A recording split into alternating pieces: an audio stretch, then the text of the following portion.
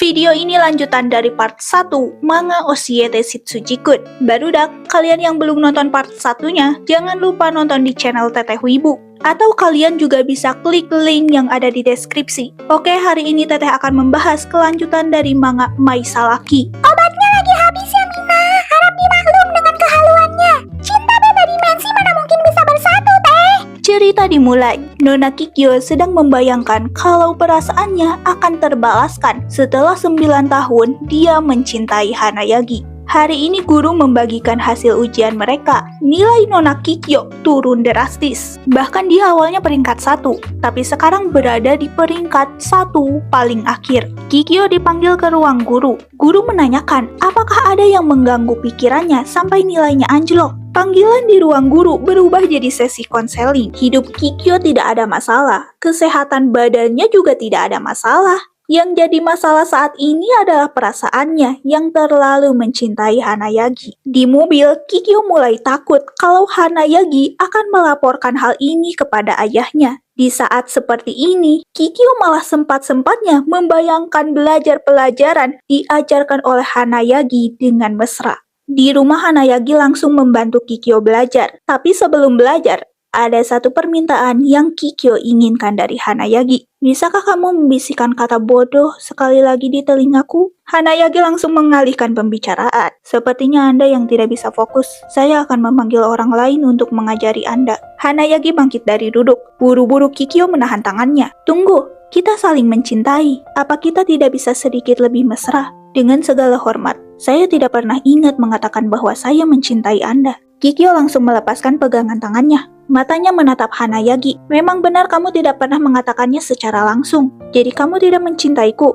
Hanayagi membungkukkan badannya. Apa yang Anda ingin dengar dari saya? Aku bertanya padamu. Kalau begitu, bagaimana perasaan Anda terhadap saya, Kikyo-sama? Aku benci kalau kamu membalikan pertanyaan seperti itu. Jadi jawaban Anda adalah, Anda membenci saya. Aku mencintai semua tentangmu. Sekarang saya mengerti dengan jelas. Saya adalah pengaruh buruk bagi Anda. Saya harus mengundurkan diri. Kata-kata saya waktu itu adalah sebuah kesalahan. Tolong lupakan semuanya. Hanayagi pamit meninggalkan Kikyo seorang diri di ruangan. Yotsuhashi datang sebagai pengganti Hanayagi sebagai tutor Kikyo. Yotsuhashi tiba-tiba melaporkan sesuatu kepada Kikyo. Dia bilang kalau akhir-akhir ini sifat Hanayagi terlihat aneh. Hanayagi yang jadi telat merespon, lupa tidak memakai sarung tangan, atau salah sebut waktu.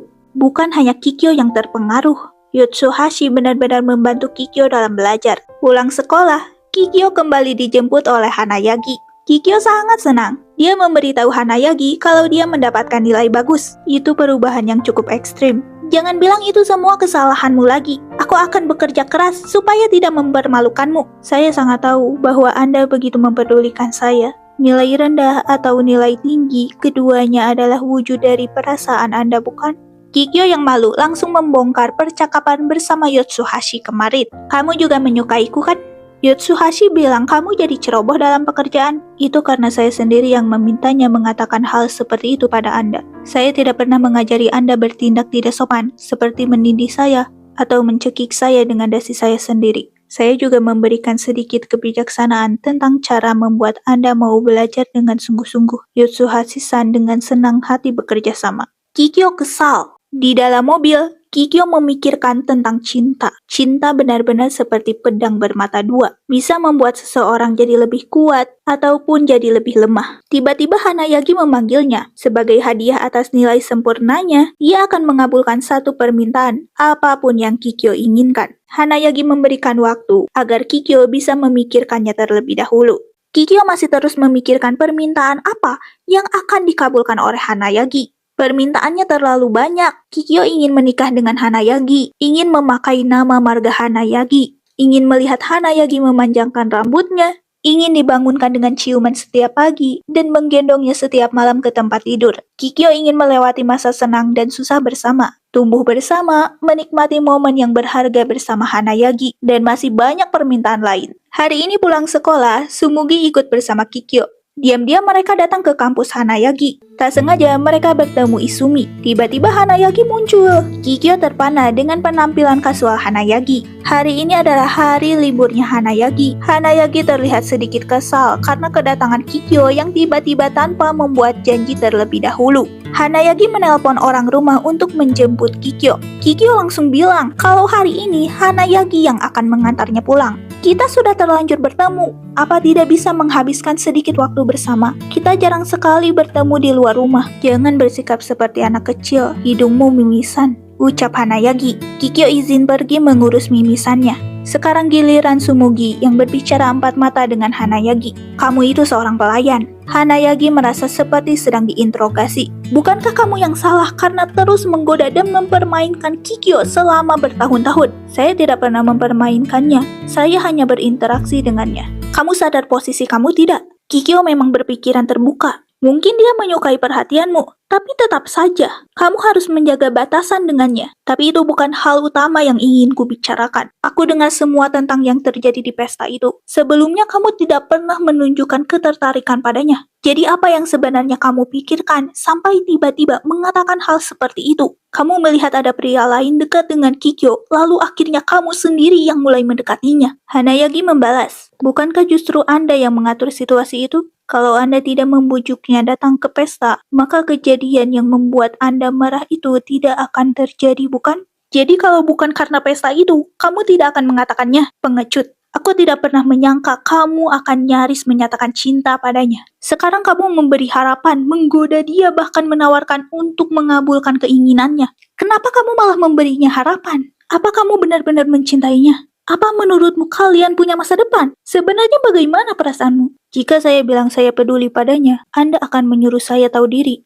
Tapi kalau saya mengatakan Anda akan menyebut saya pengecut, tidak ada jawaban yang akan memuaskan Anda, bukan? Jadi saya rasa tidak perlu menjawab. Sumugi hanya ingin menjaga senyuman di wajah Kikyo. Dia tidak ingin melihat bestinya terluka. Sumugi dibuat kesal oleh Hanayagi. Kikyo kembali dengan cemilan di tangannya. Tapi tiba-tiba Sumugi pamit pulang. Sekarang hanya ada Kikyo dan Hanayagi. Hanayagi sudah memesan taksi. Tapi Kikyo ingin pulang dengan jalan kaki. Kikyo ingin mampir ke sebuah toko untuk mengganti pakaiannya. Keinginan Kikyo untuk pulang jalan kaki bersama Hanayagi dikabulkan. Setiap kali pakaian yang Kikyo pakai, Hanayagi akan menilainya cantik. Itu membuat Kikyo kebingungan. Lalu saya harus mengatakan apa? Kalau aku terlihat imut atau dewasa, memangnya tidak ada hal lain yang ingin kau katakan. Aku yakin bahkan kalau kamu bilang ada sesuatu yang tidak cocok padaku pun, aku tetap akan senang mendengarnya selama itu darimu. Aku tahu kamu tidak mungkin mengatakannya, tapi semua yang saya katakan sangat tulus. Kata Hanayagi memotong ucapan Kikyo. Selesai dari toko pakaian, mereka kembali melanjutkan perjalanan pulang. Hanayagi memberikan jaketnya kepada Kikyo. Hari-hari mulai terasa panjang, tapi malam datang begitu cepat. Ya, membicarakan hal-hal sepele, kadang terdiam tanpa kata, hanya berjalan berdampingan seperti ini. Inilah yang kuinginkan. Aku ingin semuanya tetap seperti ini. Aku berharap momen ini berlangsung selamanya. Tapi pada akhirnya, ini akan berakhir, bukan? Aku menginginkan masa depan, ucap Kikyo di batinnya. Hanayagi, kamu akan mengabulkan satu permintaan apapun dariku, kan? Ya. Benarkah apapun? Ya, apapun. Bagaimana kalau aku memintamu mati bersamaku di sini sekarang juga? Hanayagi menoleh. Kalau begitu, mari mati bersama. Bahkan kalau aku memintamu menikahiku sekarang juga, saya akan datang membawa surat nikah. Apapun keinginan terbesar Anda saat ini akan saya kabulkan. Kikyo menggenggam tangan Hanayagi. Aku ingin mengetahui perasaan yang sebenarnya. Katakan padaku. Kikyo sama, saya. Kikyo-chan, papa pulang. Kikyo dan Hanayagi langsung menoleh. Apa yang sedang kalian berdua lakukan? Aku sudah tahu sejak lama kalau Kikyo menyukaimu. Tapi selama ini kamu selalu bersikap sebagaimana seorang pelayan seharusnya. Karena itulah aku mempercayakan Kikyo padamu. Bukankah selama ini kamu bertindak sebagai walinya? Pokoknya aku tidak akan mengizinkanmu berpacaran dengan Zen. Hanayagi hanya bisa terdiam. Gak apa-apa, masih ada teteh yang akan menerima kamu apa adanya, Hanayagi. Tak peduli dengan perbedaan status kamu seorang pelayan dan teteh yang seorang bidadari dari surga ini. Dimulai! Halo! Lagi pula, bisa saja perasaanmu hanya sementara. Sejak SMP, kamu selalu bersekolah di sekolah khusus perempuan. Kamu tidak punya banyak kesempatan berinteraksi dengan laki-laki, bukan? Apa jangan-jangan kamu hanya menyukai Zen karena dia satu-satunya pria yang sudah kamu kenal sejak kecil? Hanayagi mengalah. Kikyo sama, sebaiknya mencoba berinteraksi dengan pria lain, setidaknya sekali. Papa kaget mendengar jawaban Hanayagi. Kikyo, lupakan Zen, masih banyak pria hebat lain di luar sana. Papa akan mencarikan satu untukmu. Bahkan Zen sendiri bilang kamu harus berinteraksi dengan lebih banyak pria. Beberapa hari kemudian, Papa betulan mencarikan tunangan buat Kikyo. Rencana pernikahannya baru akan dilakukan 10 tahun lagi. Selama masih pertunangan, Kikyo nggak boleh pelukan atau ciuman. Bahkan nggak boleh ketemu setelah hari ini. Papa juga tidak mengizinkan Kikyo untuk berbicara dengan Hanayagi. Apa perbedaan status ini terlalu besar? Atau dia memang tidak mencintaiku? Dia bilang jangan selingkuh. Sekarang malah menyuruhku berinteraksi dengan pria lain. Sebenarnya apa yang ada di pikirannya? Pikir Kikyo.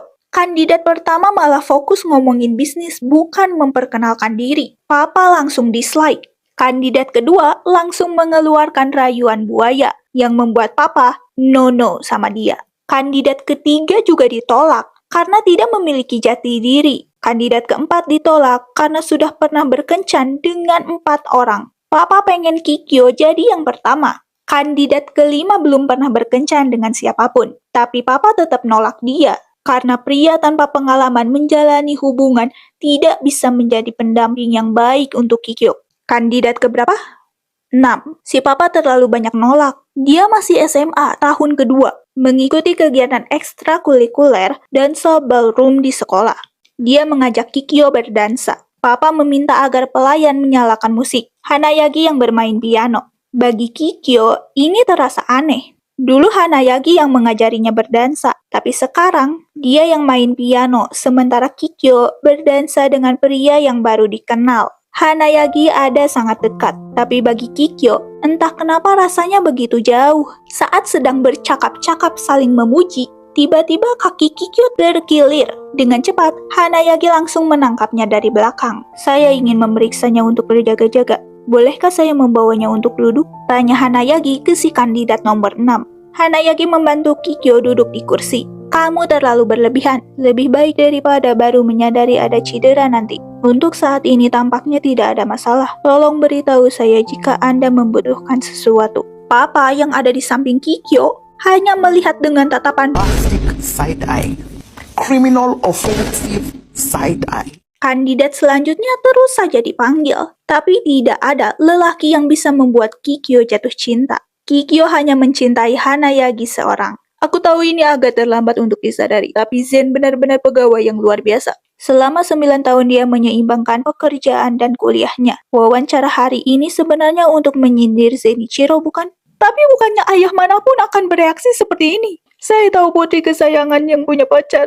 Anda juga tidak mendengarkan penjelasan mereka, bukan? Jika memang ada sesuatu, dia pasti akan datang menemui Anda terlebih dahulu. Orang yang setangguh itu, bahkan dalam situasi seperti ini, dia tetap tenang dan menjalankan tugasnya tanpa terpengaruh emosi. Dia benar-benar menjaga Kikyo sama dengan baik. Kenapa tidak memberikan restu saja?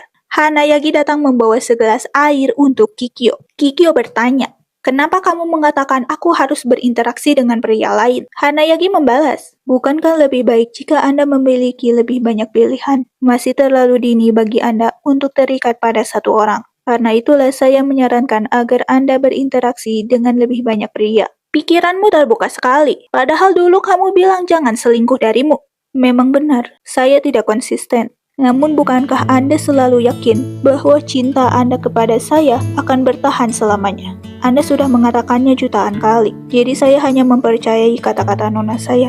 Anda boleh pergi kemanapun yang Anda inginkan, karena saya percaya Anda akan kembali pulang kepada saya pada akhirnya. Lagi pula, kebahagiaan terbesar Anda ada bersama saya, bukan? Rasanya seperti dia bisa melihat seluruh isi hatiku. Kamu selalu bersikap santai, padahal kamu merasakan hal yang sama denganku kan?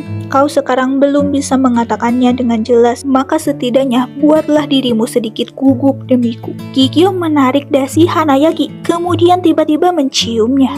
Buruk sekali. Bukankah seharusnya Anda membidik di sini? Atau Anda kehilangan keberanian? Gila. Sekarang malah Kikyo yang dibikin gugup. Tangan Hanayagi bergerak mengusap bibir Kikyo. Tukeran posisi bentar boleh nggak? Kikyo langsung pergi meninggalkan Hanayagi. Ternyata Izumi datang tanpa memberitahu Kikyo terlebih dahulu. Kedatangan Izumi untuk mengembalikan sesuatu yang terjatuh. Izumi mengambilnya saat meninggalkan pesta waktu itu. Boleh saya pinjam tangan Anda? Izumi memasangkan cincin di jari Kikyo. Pemandangan ini disaksikan oleh orang rumah. Papa sampai shock. Nama saya Izumi Kujoin. Orang yang mengantarkan saya masuk memberitahu bahwa hari ini Anda mengadakan pertemuan dengan para calon tunangan. Meski saya tidak diundang, saya ingin memanfaatkan kesempatan ini untuk meminta Anda mempertimbangkan saya sebagai salah satu kandidat, Kikyo Hodo-san. Wah, bau-bau tercium akan ada persaingan. Kita lihat saja nanti siapa yang akan menjadi pasangan Nona Kikyo. Volume 1 dari manga Oshiete Shitsuji-kun selesai. Lanjut volume 2 kah? Yang setuju buat Teteh lanjut baca volume 2, komen di kolom komentar. Dan buat kalian yang mau request atau support Teteh supaya Teteh makin semangat kontennya, bisa beri dukungan lewat sini. Cukup sekian untuk video kali ini. Sampai jumpa di pembahasan berikutnya.